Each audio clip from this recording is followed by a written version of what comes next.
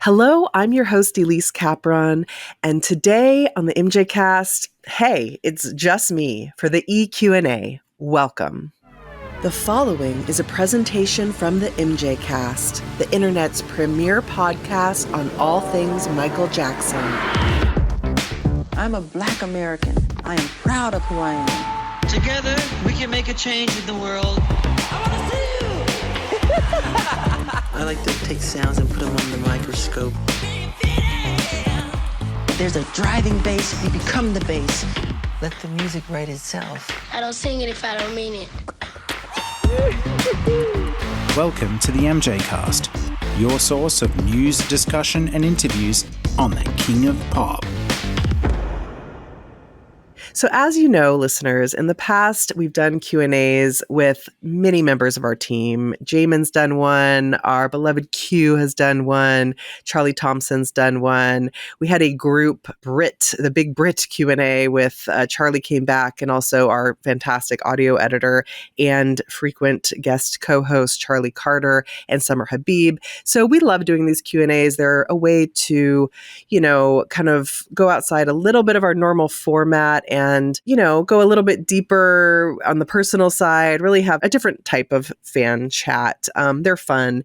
And as for me, it's been a while since I've been the one answering any questions. I feel like I've mostly been asking questions for quite a while on the show now. So this is kind of fun and different and a little bit nerve-wracking for me. But I am here in San Diego. I've got my cup of tea because even though it's the middle of August, I am recording this as Hurricane Hillary is hitting California. So there's a lot of rain coming down. It's kind of cold. Hopefully I won't get swept away. My thoughts go out to anyone, especially out in the Southern California mountains and desert. They're getting hit the hardest. Hope you guys are all okay. But yeah, I'm really excited to get to do this. And, it's a chance for us to have a little heart to heart. I have not been as engaged on social media and things like that for the last year and a half since my daughter was born. Hope you guys understand that excuse. And so it was really nice to get your questions and to sort of reconnect a bit, I think, with our listeners community, which, I'm so grateful for all of you. You're really amazing. And thank you on that note for your questions. I was astounded at how many questions came in. And I really appreciate them, you guys. And I wish that we could all sit around a big table and all be talking together. But here I am. Hopefully also this will be a little introduction or reintroduction to me if you're a newer listener or if it's been a while. I haven't talked about my fan story in quite a long time, that sort of thing. So I think this will be fun. So yeah, we got questions from a range of our social media platforms as well as email. And I've done my best to put them in an order that seems to make sense a little bit from a narrative perspective. So we'll see how that works out. But yeah, I got a lot of questions. I will say I'm not going to be able to answer in detail every single question. Some of them I feel that someone else on our team might simply be a better person to answer that question. For example, we have several very specific allegations questions that, on our team, we have one of, I would consider the world's expert on the history and particularly the legal history of the Michael Jackson allegations, investigative reporter Charlie Thompson. And he is the guy. I am not going to even try to analyze things in the way that he ever could. So some of those questions I will leave for him. But even the ones I can't answer or may run out of time to answer today, please rest assured that those are questions that we are putting in our little hat for the future to discuss on future episodes. So all of them have been, heard and recorded and we'll do something with. And, thank you guys again. But we're going to get through what we can today. And I hope that this is a fun and informative episode. And thank you guys again for tuning in. I really, really appreciate you. So we're going to start, first of all, from Instagram. We have Simon Paul Wilkie, who has said, brave fire emoji. Yes, it is brave, you guys. I'm a little bit nervous. I don't usually share myself that much. And it's like kind of funny, like being here recording by myself too. I don't have to deal with the logistics of trying to help a guest figure out our recording system. I thought this would be so like easy peasy, but just sitting here talking to myself, it's like a whole new thing. And also thank you, Simon. I know you've engaged with us for a really long time and I appreciate you. Anyway, your comment is, as a longtime lover of the show, I'd love to know what it was like going from listener to presenter. Any surprises on how the show is put together and what it takes to make an episode? I couldn't think of any way to say thank you better than contributing my own time to something I adore so much. Keep it up. Oh, thank you so much. That's really, really nice question. And part of why I wanted to start with that one. So thank you. Now, I think this is maybe an opportunity for me to, first of all, just give a little bit of backstory about myself as a fan for any new listeners or just, if it's been a while. And I think it might help give a little bit of context into also why maybe sometimes I approach things the way I do and just who I am in the fan community. So first of all, I want to say that certain team members, which, our founder of the show, co-founder of the show, Jamon Bull, also Q, who was an original co-founder of the show as well, and Charlie Thompson, they go so far back in the fan community. One thing about working on this show is I have come to respect the really long-time fans so much. They've been through it all. They've been dealing with the politics of the fan community for ages. They were there for all the key moments as they were happening and analyzing them as serious fans, from the get-go. And that goes a lot for a lot of our extended kind of podcast family as well. Folks like Damian Shields. I mean, it's really remarkable. And my just respect for these people and for any really longtime fans is immense and only continues to grow. If you are a newer fan, pay attention to these people. They've been through it all and they have perspective that newer fans can't have. I'm not saying that's a reason to ever disregard newer fans at all. I think the newer generation of fans bring in something incredibly valuable too. But, listen to these guys, not just them, but any longtime fans. I think it's really important. So the reason I mention all that is because while I am a longtime fan, my fandom goes back to being a little tiny brand new child. I've been listening to Michael Jackson for as long as I can remember. I'll talk more about Captain EO later, but I think my kind of gateway into Michael Jackson was Captain EO, which I first went to, not long after it opened at Disneyland. I've lived almost my entire life in Southern California. So I've been a massive fan since as long as I can remember, since kind of the mid to late-ish 80s. And so Michael Jackson, I usually describe, has always been kind of part of the tapestry of my life. However, that said, I was never part of the organized fan community. It's not my fan experience. I didn't really have a lot of Michael Jackson fan friends. I always had a friend or two who also was a fan and we could do MJ things together, but I was not part of that organized fan community. So it was completely different. And I understood things that were happening to Michael Jackson on just a totally different way than these people who were really entrenched in the fan community. For that reason, when I ended up kind of getting involved with the fan community via the podcast, it was overwhelming and it was an amazing learning experience for me. And I'm still learning. It's just a whole different thing. I don't think being part of the fan community or not makes you a better or a worse fan. They're just different experiences, but it still has been a lot. It's been a lot to absorb and it's been wonderful. But like I said, it can kind of be a little bit mind blowing too, in a lot of great ways, but some negative ways. So, and by that, I mean kind of realizing also getting entrenched in the politics of the fan community. Anyway, my point is I come from a very different background fan-wise than a lot of our team members and extended podcast family. So I think that's important to remember. Now, to your actual question here, what was it like to go from being a listener to a presenter? So my little backstory with the podcast is that the podcast itself was founded by Jamon and Q in 2015. I discovered the MJCast, I think it was probably like a year or so after they had started. In fact, I could pinpoint it if I had remembered to look that up. It was actually when Paris, she had tweeted about the MJCast. And I was like, I remember I even went on Facebook and I said, how did I only just learned that there was a Michael Jackson podcast. Oh my gosh. And I was just in love with it from the very start. Again, kind of pointing to my not having been part of the organized fan community. I immediately really latched on to Jamon and Q and the whole team because they became my little fan family. I think in the way that a lot of us listen to podcasts and, we're talking back and we're having our own little conversation with these people. That's really how it was. And I felt very connected with the guys and just so grateful for what they were doing.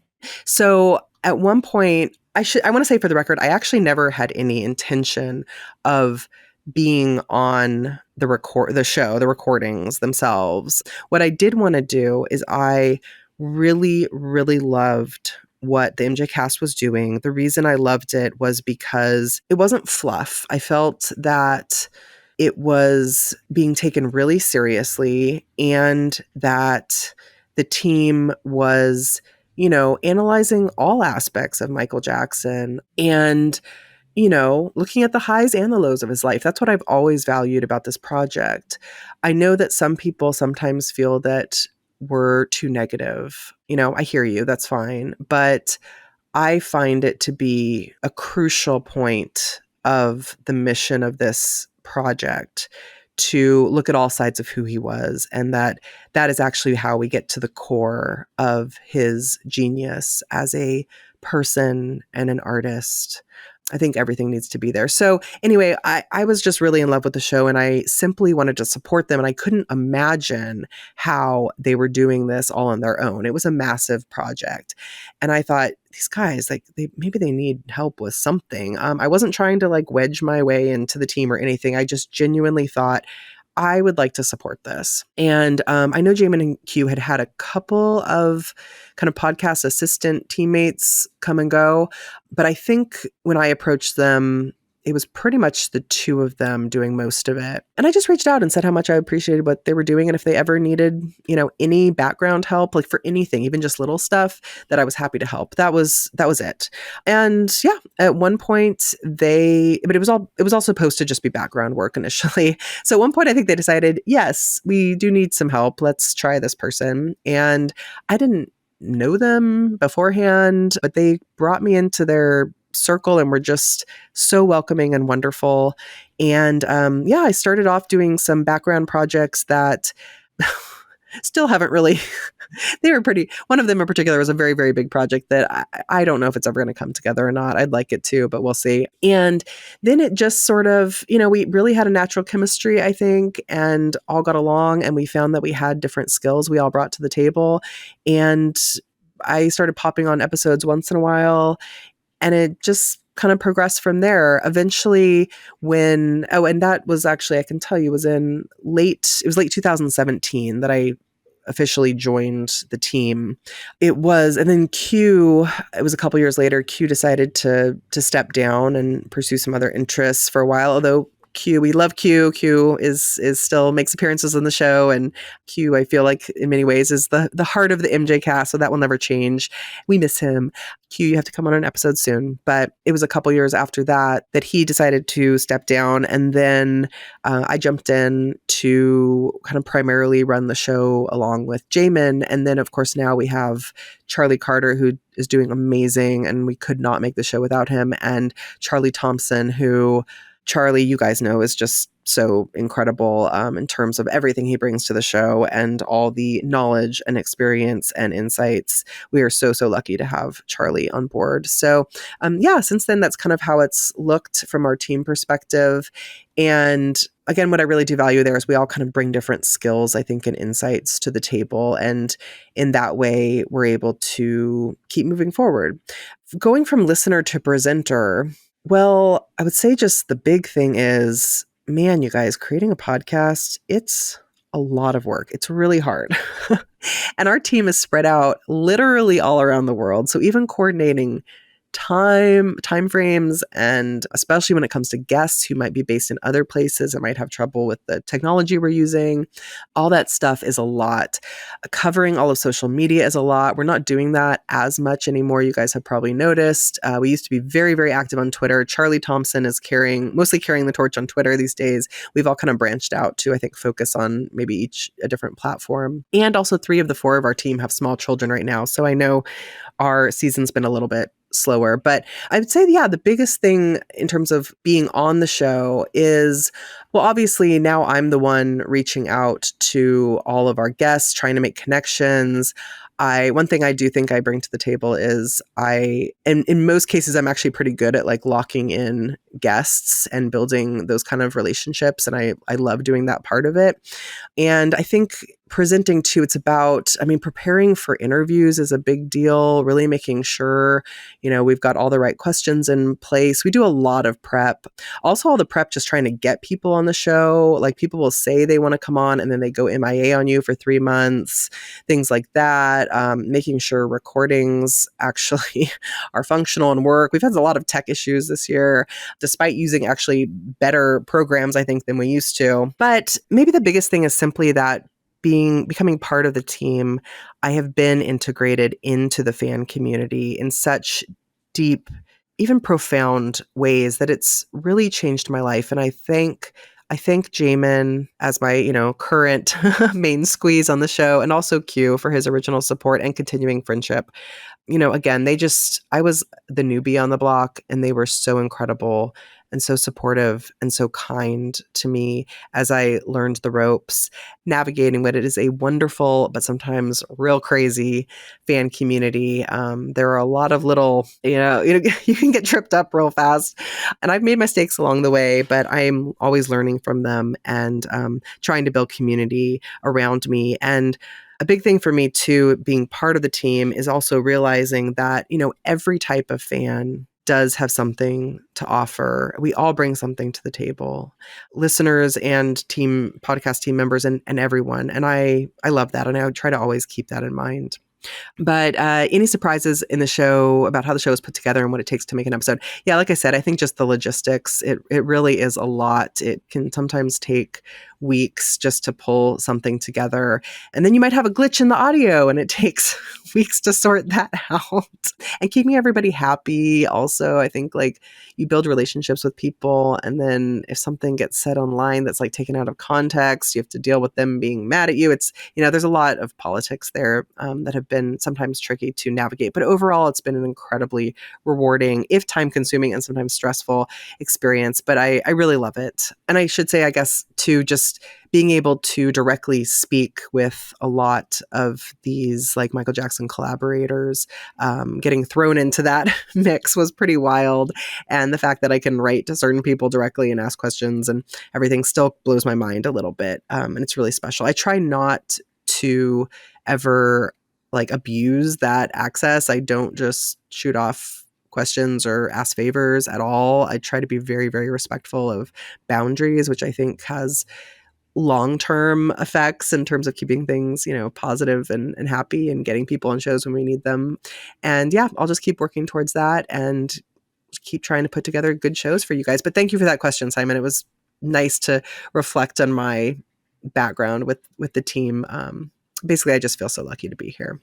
I would say for any of you who are ever thinking about doing your own Michael Jackson projects, hey, do it. Get out of there and do it. This started as just a dream of putting something together, and look what it became and how many years into it we are at this point. So, do it. Again, we all have something to offer. If you have a specialty in one area, go put it on YouTube, make a podcast, write a book. We want to read it.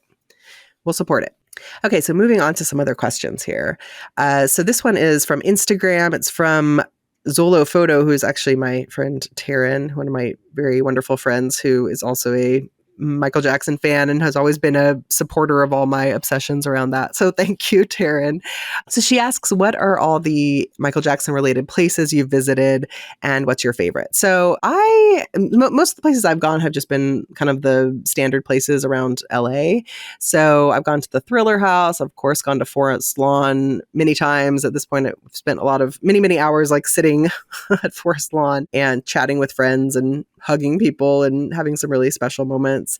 I've gone to the Gates of Neverland quite a few times. Again, like we have this thing where you just, you go and you like sit there for 3 hours and it's just great and special and you spend time with friends and there's no distractions and it's really kind of wonderful. I've gone to the Gardner Street Elementary. I have not gone to the Carrollwood House. That's not really even something I want to do, to be honest. My favorite, I would say, is Havenhurst. It's just hard to compete with that. I went there last fall for the first time for the Thriller Night Party. If you have read about my reports on that or seen the photos we posted online, it was an absolutely overwhelming experience. The party itself is amazing. It's not happening this fall, I'm sure most of you know, but it will hopefully be back after that. They will be filming the biopic there apparently this fall, so can't host the party. But the party takes over like a huge portion of the house and is great for reasons I've already talked about. But I think what was so special is, so much happened there, right? It's like just the epicenter of so many things. And now for Thriller Night, they also had Michael's recording studio opened, which I believe had been closed up for a very long time. You couldn't actually walk in. They had a plexiglass screen, but you could look inside and it was really neat. And then in the whole area where the dance floor was, Michael's room was kind of right above that space. There was a patio and I guess his main room was there. So it's just a place that's so steeped in so much history and just felt so overwhelmingly positive being there. I was just really happy. Obviously, I was like around hundreds of fans too, and Jackson family members and collaborators and tons of people were there. So that helped. But still, that house is just stunning. It is even bigger than I thought it was. You can't even understand, I think, because it's like a normal residential neighborhood and this house and the property are huge. And I was just trying to wrap my head around how this large a lot could even be in this residential neighborhood. It's really special. So that absolutely number one, hope to get to go to the party again. Taryn, I hope you can come with me at some point. That would be really fun. Or you've got to bring your son. Taryn's son is young, is turning out to be very into Michael Jackson, and I could not be happier. So we'll all go one of these days. So my podcast colleague, Charlie Carter, thanks for all you do, Charlie, asked on Twitter, what is your favorite MJ song and why is it Just Good Friends? My favorite song is not Just Good Friends, but I will always be Club JGF. Always. I will always be a supporter of that song, and I do not understand why it gets criticized so much. It personally brings me a lot of joy. And if you guys have heard one of our recent episodes, episode 158, Charlie Thompson, he does make a great case for loving Just Good Friends, which Charlie, I appreciated that so much. So thank you. So, it's on the Bad album. Bad album is my favorite MJ album for sure. I think one of the reasons it stands out to me, though, is that album is so highly produced. And so Just Good Friends, sure, you can argue it's not at the level of some of the songs, but it has this, for me, like very refreshing rawness and funkiness and just pure joy that is different from most of the rest of the tracks on the album. We hear this energy from Michael that we just really don't get elsewhere. And it's just fun. It's like these two guys having a great time. So yeah, that's really why I do love it, and I will always love it, and you're never going to talk me out of loving it. My favorite Michael Jackson song is this super deep cut that you've never heard of. Just kidding, it's not. It's not. My favorite song is Human Nature. Again, it's one that just I think will always be my favorite song no matter what. It always has been, it always will be. And in some ways it's a little bit surprising to me because I tend to gravitate a little bit more towards the kind of up-tempo Michael Jackson songs, but I love the dancier stuff. But Human Nature, it's just, oh man, it's so beautiful. It cuts right to my heart. I will always love it. The vocals are lovely, and Michael's performances of it always get me too. I call Human Nature in particular, especially when I'm watching like him singing it live, I call it comfort music. It just, there's something about it that I'm mesmerized, and I don't think I'll ever get over that. I have been kind of doing a little bit of rediscovering of some of the older Jackson's music lately too, which I thought I'd throw out there, which I don't hear get talked about all that much. So I thought I would share those here.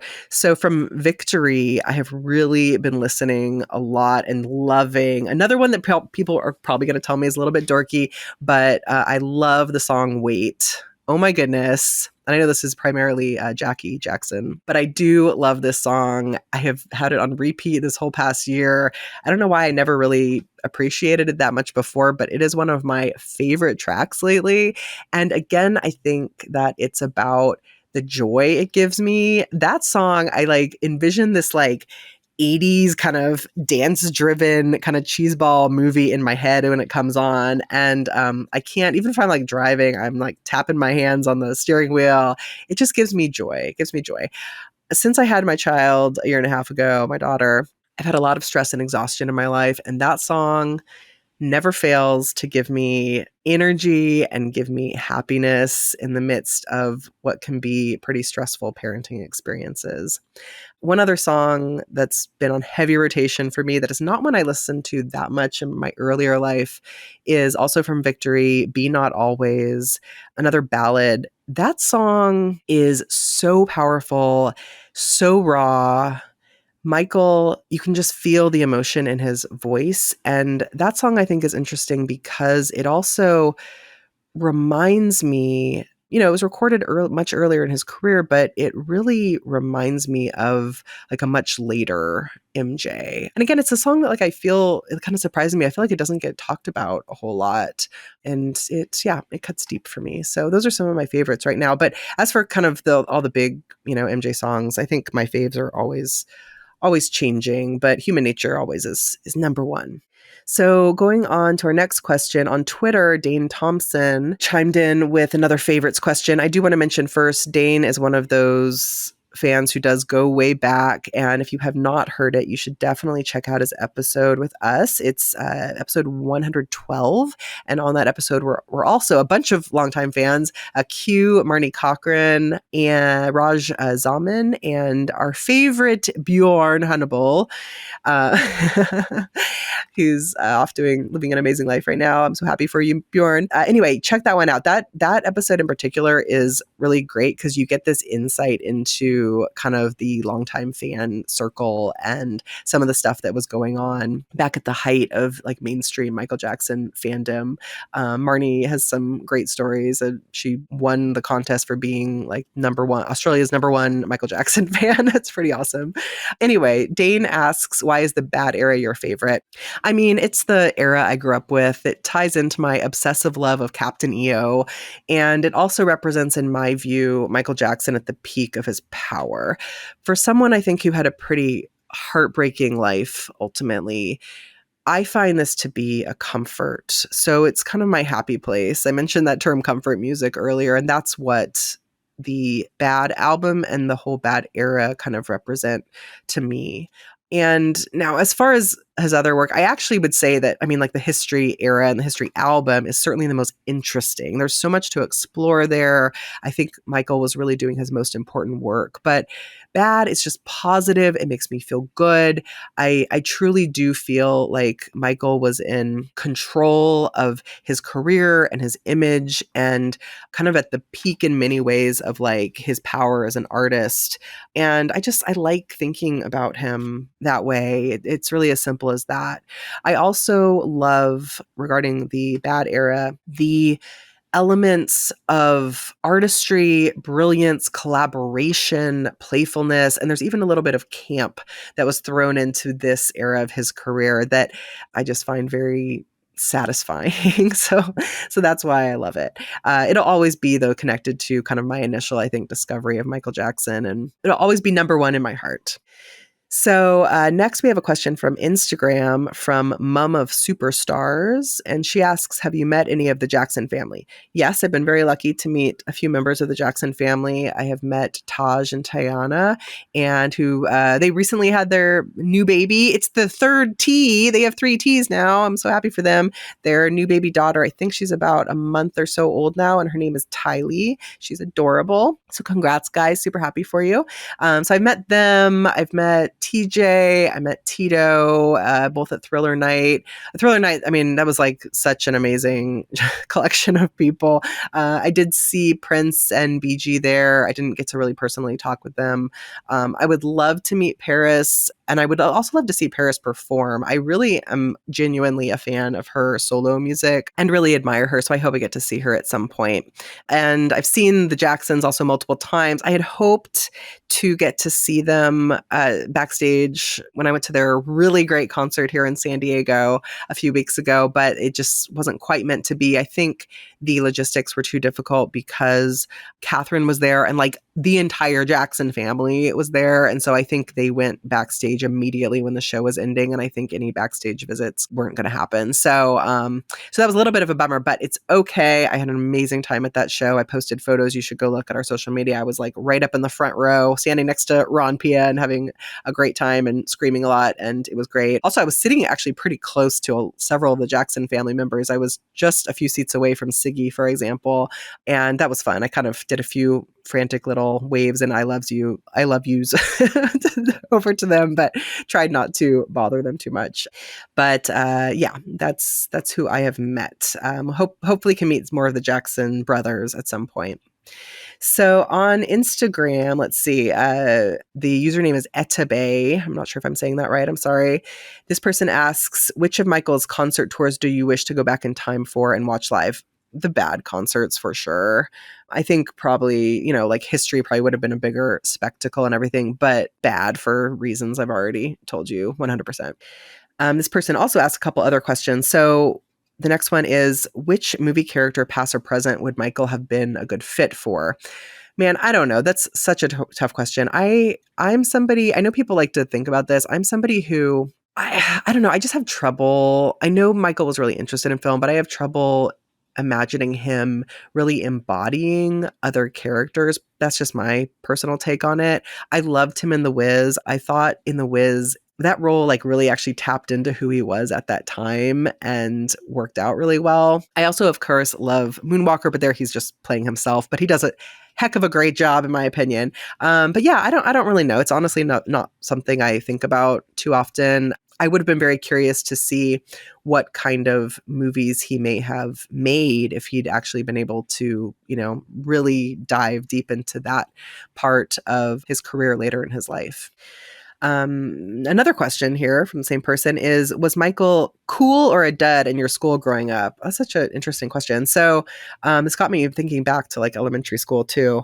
So I was born in 1982, and so by the time that my classmates were actually kind of paying attention to music and talking about it in school in a serious way was unfortunately kind of right around the same time the first allegations were being made. So Michael was not cool when I was in school, sadly. I do remember that there was this little skinny kid in my elementary school who I think he had recently moved to the US from Romania, and he was a huge Michael fan, and he would wear this replica Beat It jacket to school like every day, and he would dance in the playground and wear a glove, and he was teased. I was friends with him a little bit, but we weren't really close, but I do remember him, and we'd hang out. And I did have a really good friend who's actually still one of my best friends named Katya. She had actually also immigrated from Eastern Europe, strangely enough, during elementary school.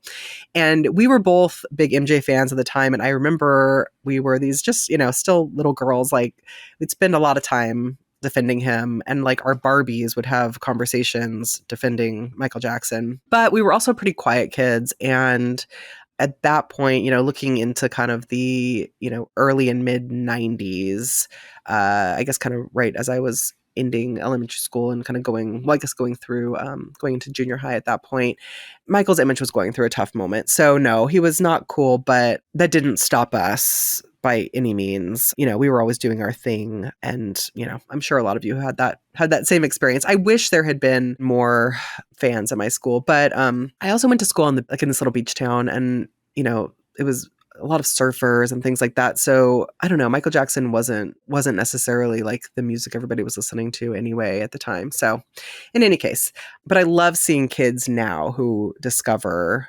Michael, and we regularly get emails like from parents telling us how much their 6-year-old loves Michael and sending us like a photo. I'm sure you guys listened to our episode with Cheryl and June, and hearing June's whole story of growing up being an MJ fan. I just love it. It really makes my heart happy. So moving on to my next question, we have from Instagram, Sanja1980 says, first of all, thanks for all your hard work on the show. Thank you, Sanja. Questions. Who was your favorite guest so far, and who do you wish you could interview for the show in the future? Now, I've had several people who asked about future wish list guests, so I will cover all of those here.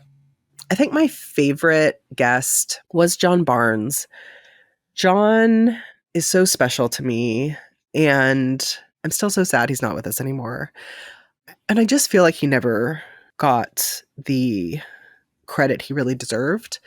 Actually, if you listen to one of our recent episodes, 158 with John Cameron, he makes some great comments about John Barnes as well. So check that out if you haven't heard it. But our episodes with him, our original interview was episode 89, the John Barnes special, which I am just so honored I got to even be a part of. It was really amazing. And then after he passed, we did a great roundtable with Jamon, led that one. I was not on it. Also, Brad Buxer and Matt Forger and Brad Sundberg. And that was really looking back at their memories of him, and was wonderful. But that is I've done so many episodes I love, but I think that will always be the one that's closest to my heart. And then I feel as well really contributed to Michael Jackson history, because John really didn't do a lot of interviews during his life. And so we really got to do something that actually added to our understanding of his work and also Michael Jackson's legacy. So that was great in terms of real contribution. I think that John episode is my favorite.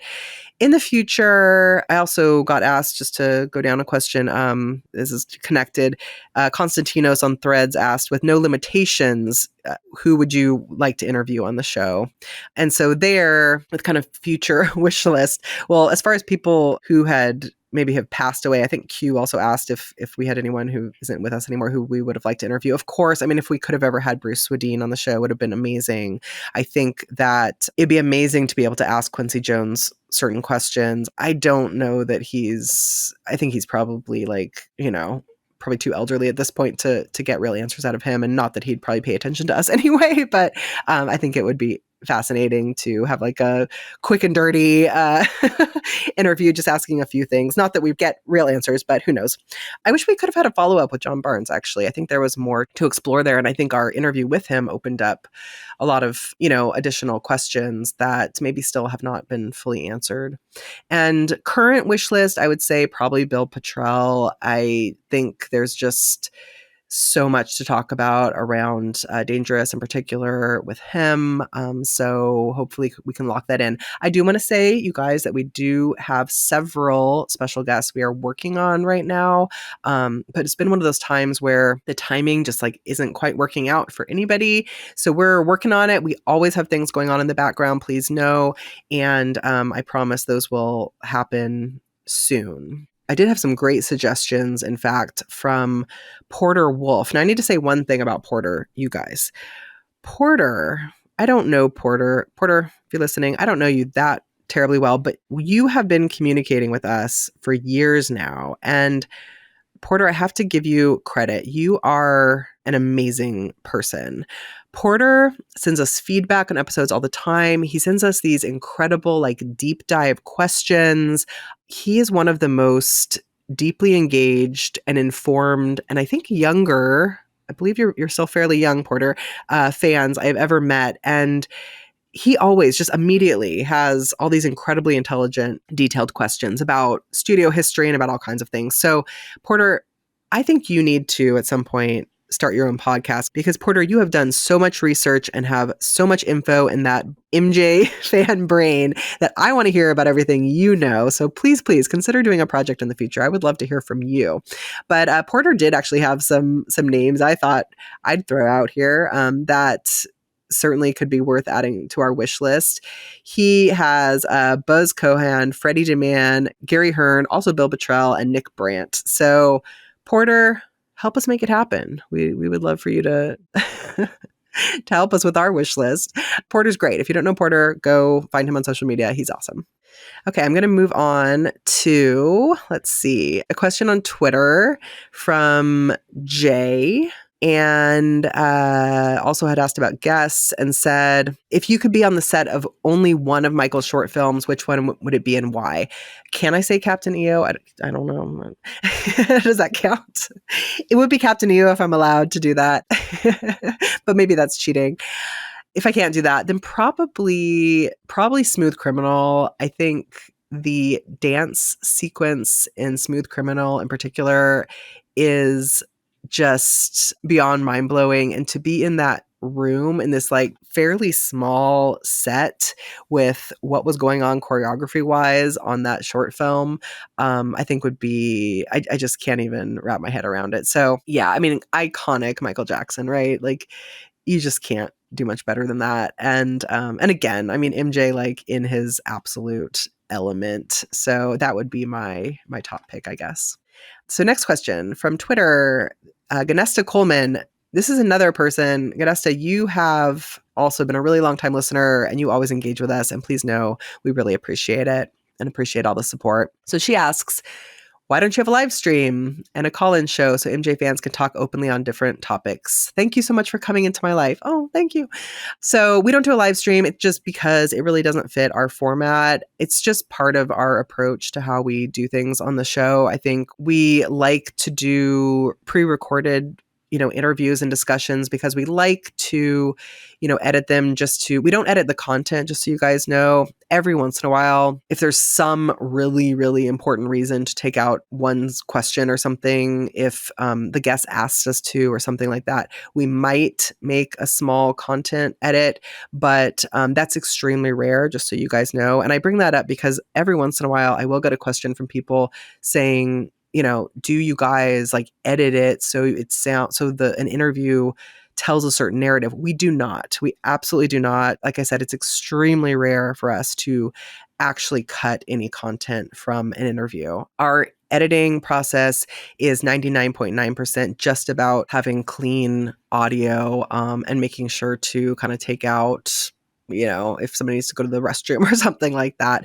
But anyway, that's just kind of our preference and what we like. And we think of our show, I'm speaking for Jamon a little bit here, but we think of our show as, a document of Michael Jackson history as much as possible. So I think just from that perspective, having something like a live stream just doesn't quite fit with what we do and the way we see the show. It's kind of a permanent record, hopefully, fingers crossed. But, I think it's a great idea. And I think there are other content creators doing that kind of thing. So, hey, make it happen. You can do it too. And like, invite us on and we'll have a chat. I think that'd be fun. But yeah, it just doesn't really fit the way we envision our show. But maybe someday we'll open up and try doing that. We certainly do want to hear what you guys think too. It's not that it's just a one-way echo chamber here. We, that's where social media comes in. And we do listen to everything you guys say and see all your messages. If we don't ever sometimes respond, it's just because we're kind of overloaded. But we see that stuff and, things like episode ideas as well, suggestions. We really do take all that into consideration. So please keep sending that stuff. My next question is from Q, co-founder of the show over on Threads, which we have not done too much on Threads. We'll try to eventually get better about that. So he also asked about guests, which I've sort of addressed. And then he had, a cheeky second question. He writes, with talk of a director calling out Captain EO as prime material for a feature film, I personally don't see this happening, but it could be fun. Tell us about your first ever Captain EO experience, and if it ever became available as a physical product, it won't. What would you include in the package? So first of all, just a little bit of backstory on this in case you missed it. Yeah, so the director of A Haunted Mansion, Justin Simien, wants to adapt Michael Jackson's Captain EO Disney attraction into a feature film, supposedly. He had said during Comic-Con, the quote, I'm going to repeat this because I enjoy this quote. He said, "Captain EO, let's go. Listen, I know it's out of commission, okay? I know that it's not technically a ride, but I'm ready. I need some singing and I need some dancing and I need some Jerry curl juice in outer space immediately." I agree. I agree with that, Justin Simien. Totally. We definitely need some Jerry curl juice in outer space. But also certainly agree with Q. I don't see how in a million years that would happen. And I also don't see Captain EO becoming a physical product, even just the current version. I just think there are too many rights issues. It was such a major collaboration between big players that I just can't imagine the rights issues they have to try to sort out with that property. So I don't think it will ever happen. But as far as your question, so I don't actually remember my very first time seeing Captain EO, but Captain EO, of course, opened in 1986 at Disneyland a few days after the opening in Florida. And I would have been 4 at that time. And that is I was 3.5 or 4, was right when my parents started taking me to Disneyland a lot. So I would have gone probably very soon after it opened. So while I don't remember my very first time going, I will say that I remember a time when for Captain EO, you still had to wait in a really long line to see this short film. And I remember the excitement, and I remember the videos showing while you were waiting in line. And my mother tells me that as the moment we would leave, I would force them all to get back in line again. So I had very patient parents. Thank you to my mother and my father. I appreciate you. And then I kept going. We would go to Disneyland. I didn't go all the time. I was never a pass holder, but we would go a couple times a year. And I always saw Captain EO. Always, always, always. It was part of my Disney experience. And I loved Captain EO. And I always had the pins. I had a lot of the original, well, not original. I have a lot of the merch purchased actually at Disneyland. And I do actually have the one original back from the late 80s piece of merch I have from when I was a kid is I do have the Fuzzball stuffed toy, which is a treasured, item for me, collector's item. I love him. I don't have any of the other plushies, but maybe I'll get them at some point. I'm trying to tone down my MJ collecting right now because my child's belongings take priority. But yeah, I had some of that stuff. And then when they brought Captain EO back after Michael's passing, I bought all the merch again. So I have a bunch of it. And so that's great. So yeah, I just remember it being really an event for a long time. And then when they did bring it back, I was so going back and seeing it again, I was just, of course, bawling my eyes out. And it was just as great as I remembered it, on the big screen. I so wish that we did have a good resolution version of it available, at least on YouTube. Everything is, at least it's there. We can see it, right? But it'd be nice to have a good version.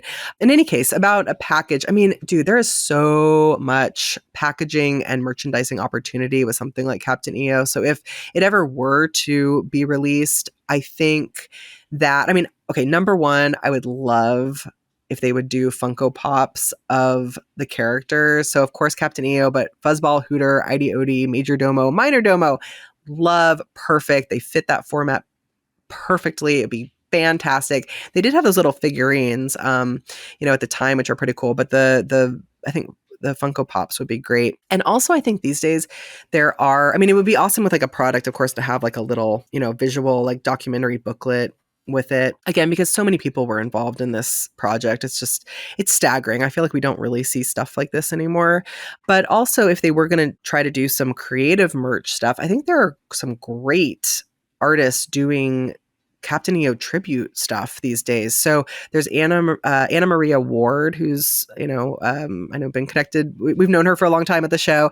She has this project called Captain EO Year One. I don't know if much has happened with that lately, but it kind of imagines Captain EO world before 1986, and which is cool. And I know she's been developing that. And then also Nate Hernandez, who's known as I'm Captain EO on social media, as I'm sure you guys know at this point, is doing all kinds of MJ-inspired stuff. And he's done a lot of Captain EO stuff as well. So I think there are a lot of opportunities here for some really fun like stickers and shirts and posters. But hopefully, if they were to ever do any kind of package, it would include some of the, archival stuff, photos, things like that, because it just really was like such a fascinating project. There have been several podcasts lately too that have done like micro histories of Captain EO, which are very, very worth listening to, because it was such a unique project. And again, I just don't think we see things like that anymore. Okay, so let's move on. So now we're going to get into some questions around estate projects. So first of all, from Momo Wells 65 on Instagram, this person asks, what is your favorite Michael Jackson estate project? The MJ musical not included. I have not seen the MJ musical yet, just for the record. I am excited that it will be traveling, but and it'll be coming actually now to San Diego, which I just learned, so I won't even have to go to LA. Hooray, hooray. My only disappointment with the traveling show, of course, is that Miles Frost will not be part of the cast, and I heard that he is phenomenal, but that's okay. I'm still really excited to see it. Otherwise, though, my favorite estate project is MJ1 in Vegas. I've seen it many times, and I think it's really great. Please take the time to go see it. It's just a lot of fun and just really well done and really respectful, and I think is just very like positive and taps into what we all love about Michael's spirit as an artist and in person. Now, of course, this also, then I have to mention, at the MJCast, I know we are very, very critical of a lot of what the estate does. There's a question actually I'm going to get to in 1 minute that taps more into this. So I don't support every single thing the estate does. I try to kind of take it project by project. But I think in the case of MJ1, that is something, because it is so well done, I can support that. So I do. And I feel the same way about the musical as well. So I will definitely be reporting on that when I see it. I think it's not coming to San Diego until March or something. So, and then another Instagram question is from, I'm not sure how to pronounce this, Zuadan, I believe, or Sudan. And this question is the MJ1 fan brunch on Michael's birthday worth going to? I haven't been. I don't know. I actually have not gone to the big estate sponsored party for his birthday in Vegas. That for me, I've always been a little bit iffy about it, because that to me is like a full on celebration of the estate. So I've always been a little bit hesitant. Maybe I'll get there eventually just to finally check it out. But I haven't been to the brunch, but I know it is connected with MJ1. So, hey, if you're going to be there, check it out. Let us know if you think it was worth it. And I do know a lot of people love the Vegas events. So there's that. Then we have a question from Joshua Klein via email. And Josh, who's based in Tucson, thanks for putting your location, Josh. Josh says that he's been binging a lot of episodes for the past year, love the show, and have been keeping up with new episodes ever since. Thanks, Josh. I have heard plenty of discussions around everyone's feelings around the MJ estate, and in some ways I completely agree with some of the opinions given. But as a casual fan of Michael, is it morally wrong to also buy new products and or attend estate-hosted events such as the birthday celebrations in Vegas? I like Michael and look forward to anything they put out, but sometimes I feel like I'm on a seesaw. Thank you for taking the time to see my question. Keep up the amazing work and all you're doing, and keep Michaeling. Thank you so much for the really kind message, Josh. And yeah, so basically to expand on what I was just saying, it is hard. I have struggled with it myself. I think that kind of talking with people who have been in the fan community a really long time, all of the missteps that the estate has made, and some would call them much more than missteps, resonate really deeply, especially for those fans, because they've been seeing it for a long time. I think for newer fans, it's a little bit harder to see, and you want to engage with something you love, right? And you want to support it. For me, being part of this team, I'm very much on the side of not being comfortable with a lot of what the estate does, and not feeling that they have Michael's actual legacy at the forefront of their priority list. That said, it is tough, because if we do nothing, if we completely walk away and refuse to support anything, does that mean the projects are going to disappear? Does that mean Michael's legacy disappears? I don't know. It's hard to say. Everything ultimately is driven by money, right? So if we're not there to support something and buy it, that said, on that same note, I think we can use our dollars and our voices to support the stuff that we feel is going in the right direction. So I am of the mind that I'm very wary of the estate with lots of their projects, but when the right things come along, I am willing to show that I'm there for it. So that would be MJ1, that would be the musical from what I hear. We'll see about it when I think of it. And, but that also means voicing your opinion when you think it's the wrong strategy on something. I think if we just stay quiet and just support every single thing in the same way, or never say anything at all, that doesn't help either. So, I think you have to find the truth for yourself that makes sense. Everybody feels a little bit differently about it. I don't think there's anything wrong, certainly, with enjoying Michael's work. Like, that is why we are here. But I just think you want to come to each project with a critical eye and keep in mind the misdeeds that the estate has shown towards the person they are supposed to be supporting. So that's just all to keep in mind. But you have to do what works for you ultimately. That's what I believe. So Porter, who I mentioned earlier, Porter via email, he had a bunch of questions. So I'm going to answer the ones I can, but some of these are deep dive questions, Porter. So I don't know. We'll see. So one of Porter's questions is, if you had creative control of the estate, what would be the one project you would make, and what would it include? A new album, short film box set, album deluxes, a concert release? It's been mentioned that an estate roundtable episode has been in the works. Any update if that's still the case? Estate roundtable, yes, that will happen. Although, we talk about the estate so much already that some people are probably sick of it.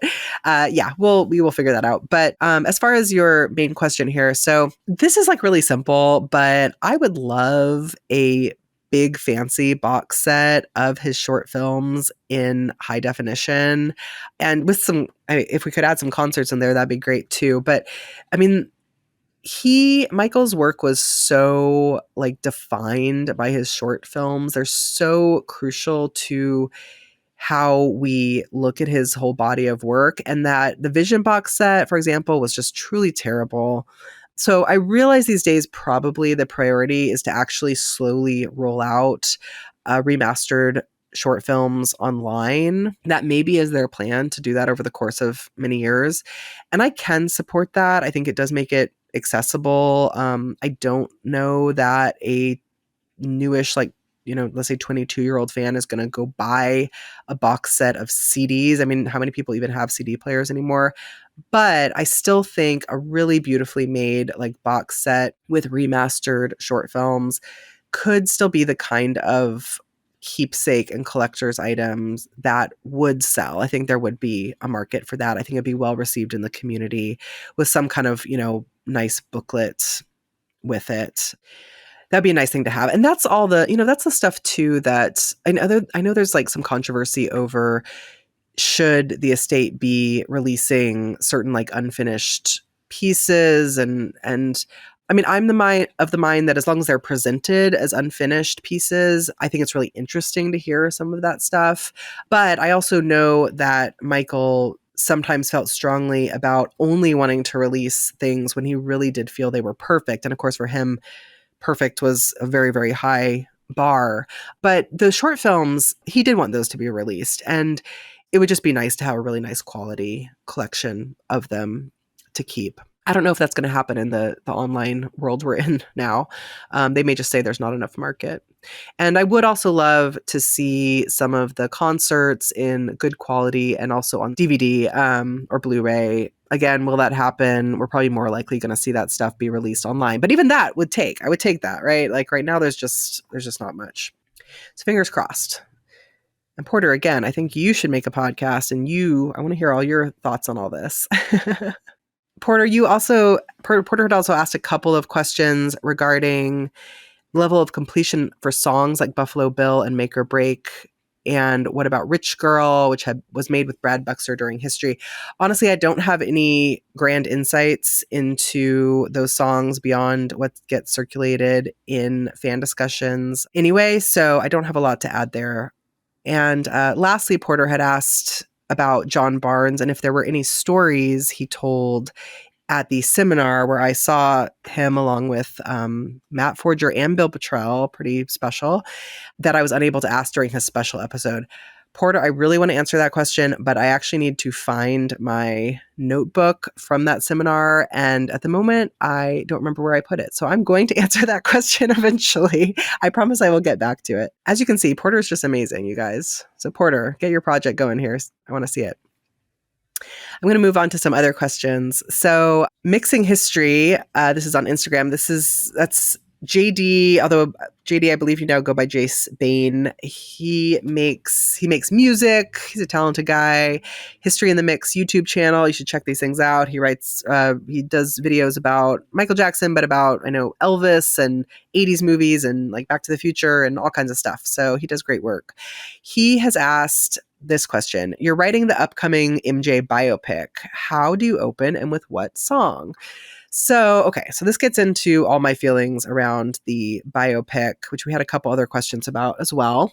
And, makes me think about what the goal of the biopic is. And what we know is that the biopic is not for fans, right? Or it's not for serious fans. The chances that we're going to be happy with this thing are minimal. And that's just, I think, the case for any biopic that is not specific to Michael Jackson. We could see that with the inevitable comparison I'm going to bring up, Bohemian Rhapsody.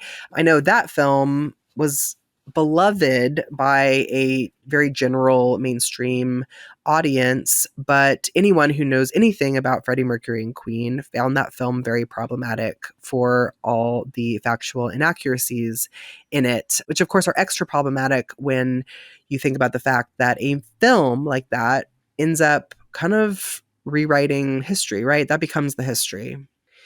That said, what was so successful, of course, about that film is that it was so massive and it brought this huge renewed wave of beloved adoration for Queen. So in terms of general legacy building, which again, I realize from some people's perspective is just completely problematic because of the problems with the film, but from the widest view possible, the most general view possible, that kind of success can only help the longevity of a brand. In that case, the brand being Freddie Mercury and Queen. I mean, how many people turned their profile picture into a Freddie Mercury photo for like 3 years after that film came out, right? It wasn't just the month it was released. It went on and on.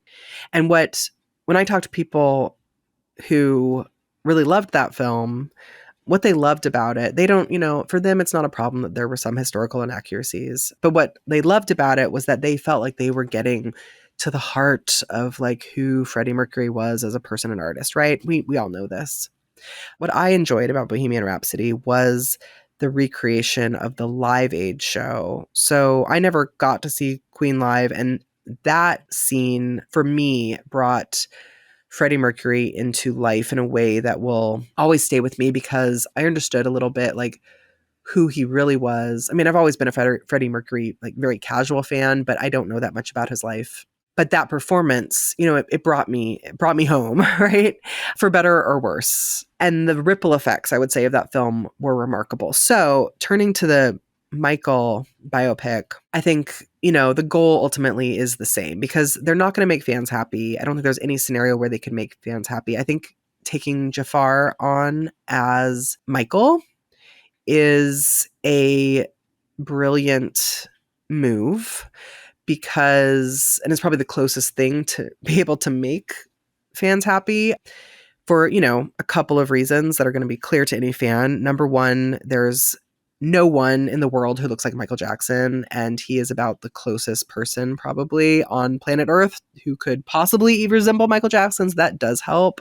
And also, coming from the family, he has an understanding of Michael Jackson's personal legacy, like as a human being, and who he really was, and has a loyalty to him that will inform, I think, his approach to the role, and is great. Because if it was just some random actor, they're never going to make the fans happy, because they're going to come with like context, and maybe they're conflicted. Maybe they said some slightly anti MJ thing 10 years ago, and whatever it might be. So I think it was a brilliant move to take him on as the Michael role, both from the perspective of, you know, having someone who actually does have some insights into Michael Jackson from a different perspective than just about anybody else, except someone in the Michael Jackson family could have, but also just to kind of shut up the fans a little bit. I hate to put it that way, but I think that is part of it. I don't mean any disrespect whatsoever to Jafar with that. I know he's worked incredibly hard for this, and I'm excited. I am genuinely excited to see what he does.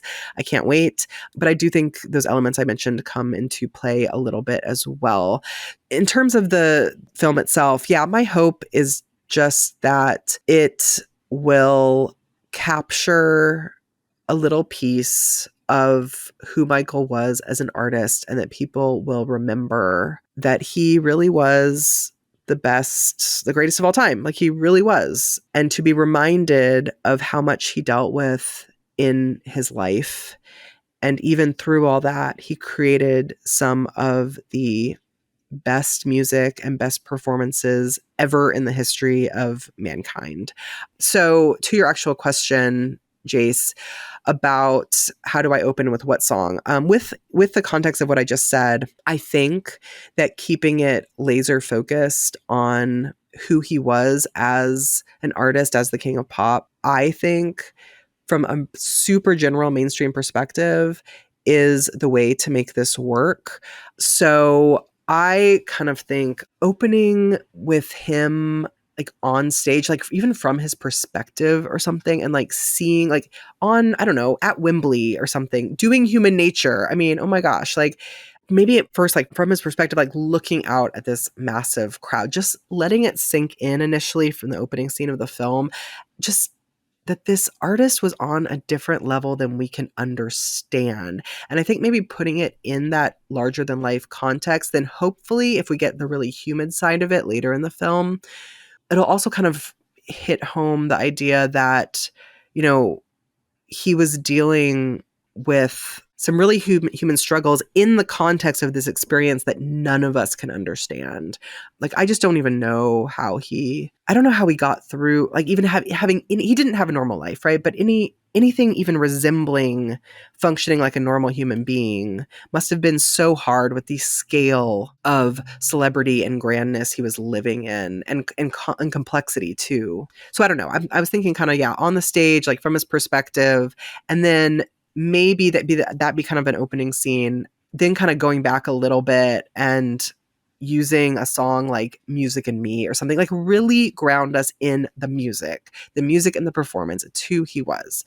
Yes, that is simplistic. I'm not going to throw you any like curveballs with my ideas around this, but from a super mainstream perspective, from a casual fan perspective that I'm thinking of, as far as the people who are actually going to like possibly be the core audience for this film, that's what I think works. As far as closing out, and of course the whole middle of the film, I'm not going to guess what this film's going to be about. We haven't really heard that much. I think with Jafar on board, I think we are probably looking at like bad era, most likely. But I'm not going to speculate that much. I want to see what they do. I'm really, really curious about it. And then I think closing out, and let's see, Eva7 had also followed that up and asked with what song would I close out. I mean, I would probably close out with like Man in the Mirror or something. I don't know that like using some of the like angrier songs is the best way to go for this. I mean, it's what interests me as a real fan, but I just don't think it necessarily serves the purpose of this film. Or I also thought even maybe a song like History from History might be kind of interesting. Anyway, I'd love to hear your ideas on this because I'm sure some of you have been thinking about like what every single scene of the movie should be. And I'd like to know what you think. I also did go to question related to this from Sydney on email, who said, "Are you excited about the biopic?" And Sydney fears that the media will mock and pick at it the minute a trailer is released. And I fear that these movements for victims would have something to say. I wouldn't be surprised if people protest against the film when it's time for a theatrical release. People protested against Victor Salva's film, which I understood because he was actually guilty. But MJ isn't, but some people aren't open to hearing that he's innocent. I also fear that the other film directors will get the idea to make a negative movie about MJ. I don't know. I mean, look, we're at a point, I feel like we just have to keep pressing forward and supporting Michael Jackson and supporting the evidence for his innocence as much as we can. There's always going to be a slice of the population who just has decided he's guilty and that's what it is. And you can only do so much about that. If the biopic is angled in the right way, I'm hoping it will work and really resonate with people. There are going to be folks who are against it, but I find that people's like deep love of Michael Jackson seems to eventually win out. I don't mean that to say, I'm not trying to say that like it wins out against him being a problematic person. Obviously, I don't believe that.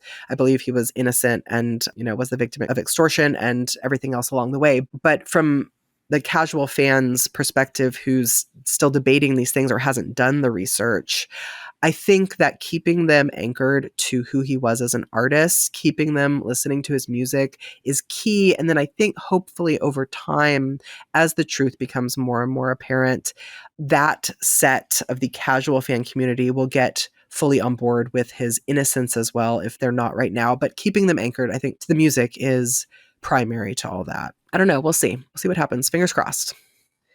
I'm going to try to actually wrap up fairly soon, but there's a few little quick questions. Sue Vic Finley on Instagram said, "Someone just told me MJ had surgery to keep his voice high. I don't believe that is true, but I didn't know how to definitively say there is proof."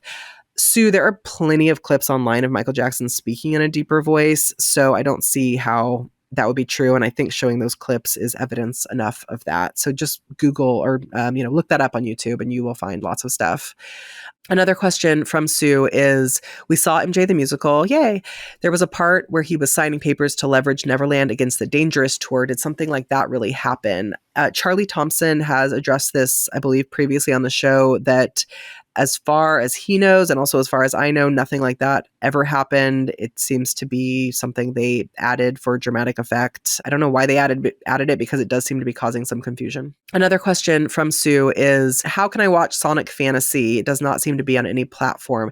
Unfortunately, it seems that Sonic Fantasy, this is Marcos Cabada's film, is still not available on main streaming services, but I know it will get there. It's coming. I've seen it. It's a great film, really interesting. Of course, focused on Bruce Swedien and also the making of Thriller. So hang tight. It will be available eventually. I think it's still making the rounds at some film festivals. Distribution with film, can be a real challenge. So I know he will get there. One last question from Sue, actually two, I'm sorry, they're quick ones though, is Black Music Archive has released a YouTube video where they analyze Michael Jackson's voice. Have I seen this? Is it a source to be trusted? I have not watched the whole thing, but I am a little bit aware of it, and I've kind of looked up the channel, and it seems like a really reliable source where this YouTuber is analyzing lots of people, and it seems to be like a well-made series and everything. So I don't see any reason not to trust it. But then again, I have not watched the whole thing. So I will watch it, and I will make sure that we comment on a future episode about this. Sue had one last question regarding Taj's project and Taj's docuseries, Rewriting History. So a little birdie is now whispering in your ear, that little birdie being me, that we will be getting some updates from Taj very soon. So just stay tuned for that. So we did get one question on Instagram from Cindy L. Messina. And she asks, what are your thoughts on the new MJ podcast called Think Twice? So I have a lot of thoughts about this. I'm going to try to keep this short because I do want to wrap up. I have very big, very overwhelming feelings about this. I've only listened to one episode. I could probably spend an entire episode just ranting about my problems with this project, but I also, frankly, don't want to give it the kind of promotion that the creators are hoping for. Look, they're looking to create massive debate and discussion. That's what they want. And I don't want to buy into that. But what I will say is this. I think the podcast series Think Twice has the opportunity to be an incredible audio documentary of Michael Jackson history. And that's what breaks my heart about it. It's very well made. It has lots of new interviews and fantastic archival audio clips. And also embedded in the core concept of this series is a love for Michael Jackson's artistry. So, for example, in the first episode, they talk a lot about the Ghosts short film, and they share details I didn't know. They interview cast members. They even interview Stephen King. And all that's really interesting. I was captivated listening to it. And so there are these moments as I was listening, I thought, oh my gosh, this is amazing. And this really needs to exist as a bigger series. And it has a lot to offer that's important and that hasn't really been fully explored in other venues. But the bottom line is that ultimately, Think Twice is a blatantly anti-MJ project. The co-hosts say that they are, quote, not here to debate whether he is guilty or innocent, but literally every moment in the series, or in what I've listened to so far, is viewed through the perspective of Michael Jackson being a child molester. And they twist a lot of facts around that narrative. And I can get into some of those details, but I'm going, instead of doing all that, this is where I start doing a whole episode on this. I'm not going to. I will, at the end of this part of the talk, I will actually give you a couple links or references to find some resources around seeing a list of some of the problems with the episode. So despite all these good moments, there are these huge glaring inaccuracies, which I personally find baffling and which I've already seen quoted in articles as actual Michael Jackson history. So I'm worried that these inaccuracies are going to become, quote unquote, real history. That is what is so concerning to me. These guys are being taken very seriously. And I have, at least myself, have not seen any comments from the creators about some of the major factual errors they make in the series. So ultimately, despite some good qualities, I personally cannot support this series and I don't support listening to it. And that's just from listening to the first episode. My understanding is there are actually more problems as you go on. So in terms of resources, if you want to check out specifically some of the issues, I know MJJ Repository online on Twitter has a really good thread, it'll be easy to find on the page, of some of the inaccuracies just within the very first episode. And also I wanted to pinpoint, even if you listen to the trailer, there's a 2-minute trailer you can listen to. I re-listened to that this morning before doing this recording, and this is quoted from that trailer. They say two things. They say, in Billie Jean, and this is about what was driving them to do this podcast, in Billie Jean, Michael Jackson told us to take his advice and always think twice. So that's what we're doing. Okay, so there's one. The second quote is, Think Twice is our attempt to reconcile our conflicted emotions about Michael Jackson, the man, with our deep-seated love of his art. So right there, to me, number one, they say right up front that even though later in the podcast they say they're not here to tell us whether he was innocent or guilty, right there in that 2-minute trailer, they're saying that they are assuming his guilt because this whole project is about trying to reconcile our conflicted feelings of our love for Michael Jackson with who he really was as a human. That means that you're assuming guilt, right? And everything, like I said, everything in the podcast series is tainted by that perspective. Also, what I find ridiculous is that in this 2-minute trailer, they quote Billie Jean and say, this is where the title of the entire trailer came from, that we're always supposed to think twice. And that's what we're doing. Except they're not, because if you actually think twice, then you think about how you're presenting information, right? And you think about whether you are presenting things in an even keeled, fair way, which they're not doing. So to me, when you look at like the way they have chosen in their 2-minute trailer that gives the whole concept of the piece and is trying to sell you on it, that's what they're presenting. And I can't get past that. What I thought was interesting also in that trailer, that little 2-minute trailer is like a summary. It's just a summary of the whole thing, which it should be. And it tells us a lot. In the first episode, they feature Doug E. Doug. You'll hear, if you listen, you'll hear his whole story, which again, they try to kind of twist in weird ways. They have a quote from him where he says, "I don't think you honor people by putting them on a pedestal. I think you honor them by examining them truthfully and holistically." Which again, yes, I'm 100% for. In fact, I feel like that is like the definition of what we do on the MJCast, but it's not what they're doing in this podcast. They're doing the exact opposite. They're looking everything through the lens of guilt, whether they realize it or not. Maybe they don't even realize it, but that's even a bigger problem to me. In any case, no, I have massive problems with this. I could go on and on about it. I will stop there. It has a lot to offer. It's so disappointing and heartbreaking that it takes the angle it does, because I think it could be a great project otherwise. That is what I think. So I did have some allegations questions from Italian to Go, who also sent some really nice comments. Thank you so much. And also from Sydney about the current Robson trial and also June Chandler's testimony. I'm not going to answer those right now because they're really better suited for Charlie Thompson to answer. So I'm going to save those questions, just so you know, and we will address those another time. And I also did get some questions about Lisa Marie. I'm not a Lisa Marie expert, about her as a Scientologist. I don't know anything about her life if she was a Scientologist. I'm really not a Lisa Marie expert. And I will say freaking amazing on Twitter, who I know engages with us a lot over in that space, also said, "Why do you think no one ever talks about how Lisa and Michael kept getting back together and breaking up for 4 years after their divorce? I think it's awesome. They kept clapping cheeks." I don't know, but I just wanted to make one brief comment that I do wish people would acknowledge more frequently that they really did love each other. I think there was a very genuine love at the core of that marriage, and which just, how could anyone have a successful marriage in the face of such an insane level of celebrity, with so much being thrown at you and going through such a difficult time personally too? It's just no marriage could have survived that.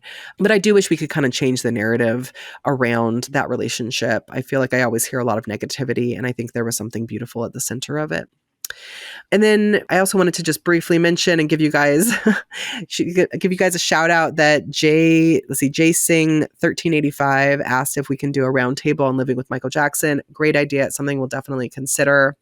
And there was a request from Andrew on Twitter to have a discussion about State of Shock, its origins, Freddie Mercury, as much as possible. I would love to do that too. I think that is something that would be really fun on a more of a discussion episode. So thank you for that idea. And I'm sorry, I have 2 last quick questions. And Helly from Finland asked about young Michael making an Illuminati sign. I don't know anything about Illuminati, so I just can't answer that. I'm sorry, but I don't know. Maybe someone else can. And last question from Sydney on email. Does anyone know if Prince Jackson is still interested in being a film director?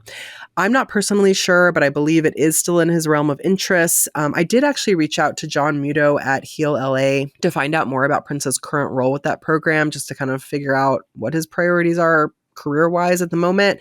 And he only told me that Prince is still heavily involved, quote, with the Heal LA Foundation. Although John is the only full-time employee, Prince is involved in all the high-level developments and decisions. So I don't quite know. I couldn't find clear answer there. But, Prince is doing great work. I'm just so impressed with everything he's done with Heal LA. And I know like he's like out there handing out meals and stuff when they do like food for the homeless and things like that. So I know he's really involved and supportive, and I think that's great. And I would love to see whatever projects he brings to the table. I'm just so impressed in general with Michael Jackson's children. I think that they're dealing with so much weight on their shoulders. It's a kind of weight none of us can imagine. And they have managed to be pretty shockingly down to earth people despite all that. So I have the highest regards for all of them. So you guys, I have now talked to you for an hour and a half. I promised I would keep this to 90 minutes. So I'm going to stop there. But, thank you again so much for all of you who chimed in with your questions. Again, I really, really appreciate it. To be honest, this last year and a half to 2 years of my life, becoming a parent has been a wild, wild whirlwind. And I have felt pretty out of touch in a lot of ways with my MJFam. And I haven't been able to do quite as much with the podcast, which Jamon and the whole team have just been so understanding of and I'm supportive of, which I cannot possibly appreciate more. It goes beyond words. So, I've been feeling parenthood is weird. You feel it's on the one hand, it's the most amazing experience I've ever been through. On the other hand, it can feel lonely and weird. And it is to say that I've missed, I've missed engaging with you guys. So many of us, we don't know each other in person, but I care about so many of you so much. And I feel so lucky to even call you, Twitter or social media friends, right? So thank you. Thank you for engaging with our show. Thank you for sending in questions. It means the world to me. And we have lots more coming up this season. We are working on so much great stuff. I promise it will be coming together. We also have some special surprises we're in development on that I think are going to be really exciting that will come together in the coming months. So stay tuned, keep listening, keep watching us on social media. We'll always be posting updates there. I do want to remind you as well that the MJCast is across all of social media. We're on, except Facebook these days. Facebook deleted us and I have not been able to get us back through all those crazy algorithms. I've tried everything, guys. If anybody has a secret, let me know. But otherwise, we are on Instagram, we are on Twitter, we're on YouTube, we're on Mastodon, we are on Threads. Also, you can always go to our main website, TheMJCast.com. Also, we love to get listener support. There are different ways you can do that. We do have a shop on Redbubble with MJCast merch. Jamon has designed a bunch of really fun designs. We should get some new designs up eventually. We will do that. And it's a fun way to celebrate the Michael Jackson and the Jackson family and Captain EO. We have a Captain EO shirt up there. And also support the podcast a little bit. You can also consider, if you really enjoyed an episode and, want to shoot us $5, we have a direct PayPal link on our website. And all of those donations that we do get, so nothing goes in our pockets. Everything goes directly towards paying for things like our website, like our various, hosting services and recording programs and occasional equipment purchases as well. So thank you. And for all of those, some of you have been really amazing and given some generous donations. So we so appreciate it. It helps offset the costs we have of making this show and allows us to focus on the content itself. And also you can see everything else we have going on and learn about any other ways to support us through our website. Again, TheMJCast.com. Otherwise, please know we love to hear from you guys. You can email us anytime at TheMJCast@iCloud.com or message us across social media. We do see those messages. We love to get them and we love to hear from you guys. Thank you so much for listening to the end of this Q&A. Hopefully we can, do some more of these in the future. And, in the meantime, keep in touch with your MJ friends. It's so important that we stay together as a community, especially during these crazy times going through this trial that's going to come up. It's a lot. It's a lot. We have to stick together and remember why we're here and remember who we are doing this for. Michael Jackson, his legacy. We love you, Michael. Thank you so much for tuning in, you guys, and take care until the next episode. This is Elise from Studio San Diego signing off, and stay bad.